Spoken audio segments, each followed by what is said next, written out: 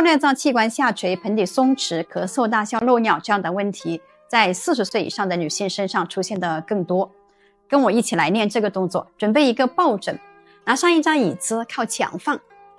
仰卧下来，将脚跟踩在椅子的边缘，抱枕夹在双膝的位置，手推地，肩膀呈向地面，吸气，在呼气时腿稍稍用力夹抱枕，盆底收紧，抬臀向上，吸气下落，要注意呼吸，呼气向上，吸气落，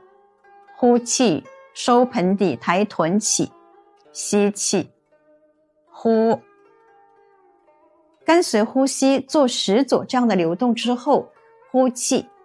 臀部向上抬起，停留在这里。在这个状态下，我们的骨盆是处于一个倒置位，可以很好的让我们的腹内脏器官去复位。有一些姐妹在做完之后会听到噗噗的声音，说明盆底会松弛的比较严重了啊。在我们的产后训练营当中，就会带领大家去循序渐进的做这样的练习，帮助我们尽可能的还原到孕前的状态。